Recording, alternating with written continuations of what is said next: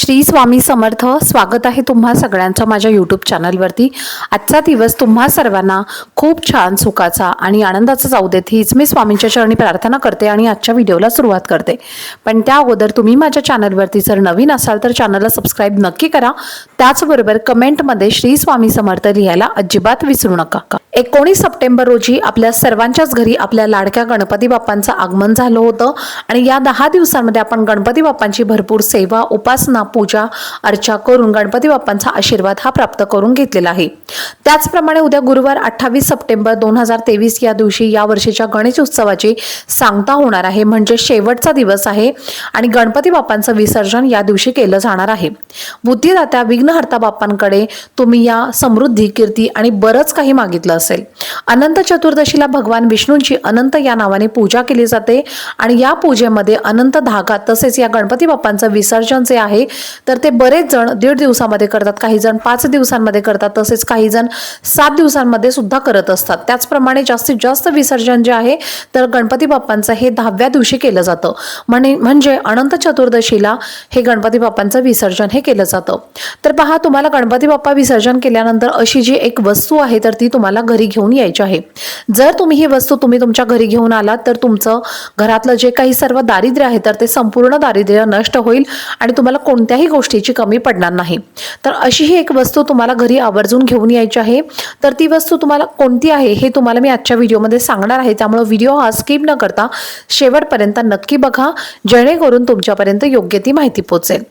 तर आता गणपती बाप्पांचं विसर्जन हे आपण घरी सुद्धा करू शकतो, काही जण बाहेर हौदामध्ये करतात.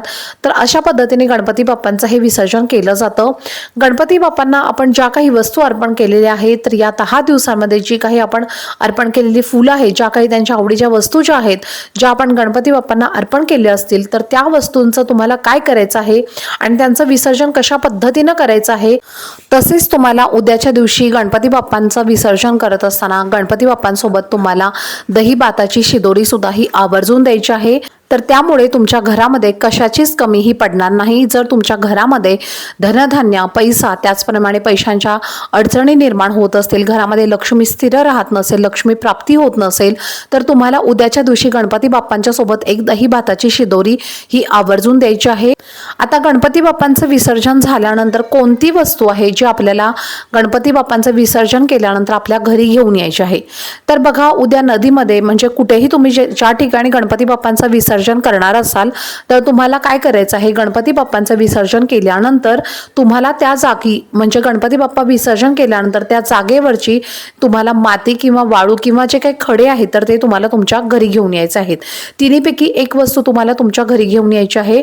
काही ठिकाणी गणपती बाप्पांचं विसर्जन केलं जात नाही, म्हणजे फक्त पाण्यामध्ये गणपती बाप्पांना म्हणजे टब जो असतो, म्हणजे काही ठिकाणी टब भरून ठेवतात किंवा एखादा हौद भरून ठेवतात आणि नुसतं फक्त त्या पाण्यामध्ये गणपती बाप्पांना बुडवतात किंवा त्यांना डीप करत असतात आणि पाण्यामध्ये फक्त डीप करून गणपती बाप्पांची मूर्ती ते जमा करत.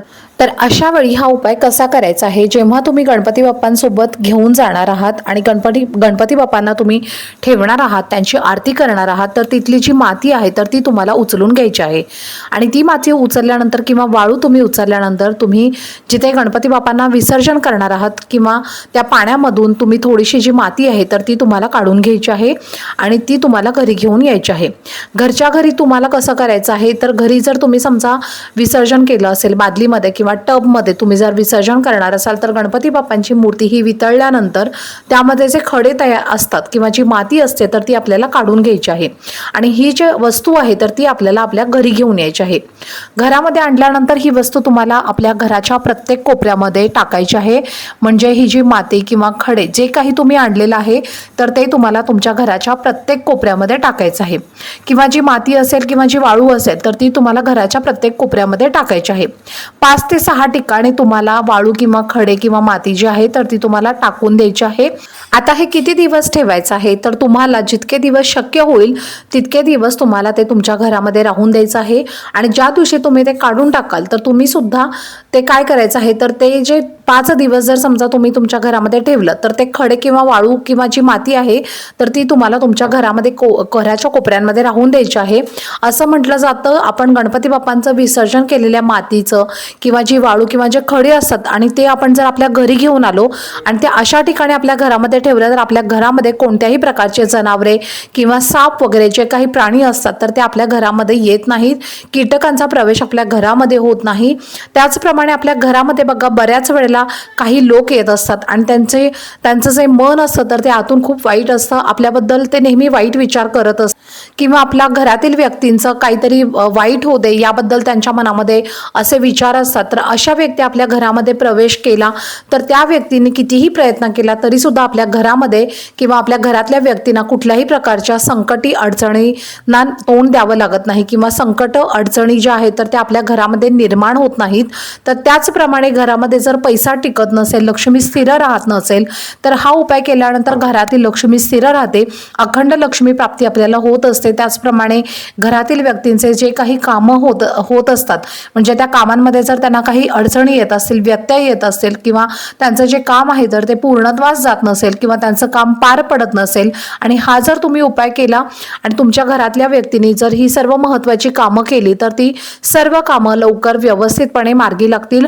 त्याचप्रमाणे घरामध्ये वारंवार जर आजारपण येत असेल, वारंवार घरामध्ये आजारी पडत असतील, संकट येत असतील, काही विघ्न येत असतील, यासारख्या ज्या समस्या आहेत तर त्या सर्व समस्या सुद्धा दूर होतात। असं देखील म्हटलं जातं की घरामध्ये जर कलह होत असेल, भांडण होत असेल, कायम कोणत्या ना कोणत्या गोष्टींच्या कटकटी आपल्या घरांमध्ये होत असतील तर या सुद्धा गोष्टी सर्व या उपायाने नष्ट होतात।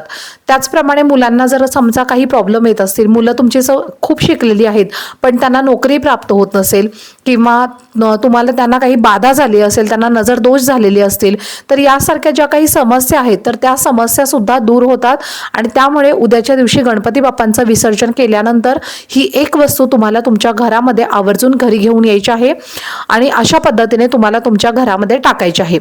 5 दिवसानंतर तुम्ही ती वाळू, माती, दगड जे पण काही तुम्ही आणलं असेल आणि ते तुम्ही टाकलं असेल तर ते काढून घेतल्यानंतर तुम्हाला काय करायचं आहे तर तुम्हाला ज्या ठिकाणी तुमचं तुळशीचं झाड आहे, तुळशीचं वृंदावन आहे तर त्या तुळशीच्या झाडामध्ये किंवा त्या तुळशीच्या झाडाच्या कुंडीमध्ये तुम्हाला किंवा त्या वृंदावनामध्ये तुम्ही हे खडे माती जी आहे तर ती तुम्हाला ह्याच्यामध्ये तुळशीमध्ये टाकायची आहे।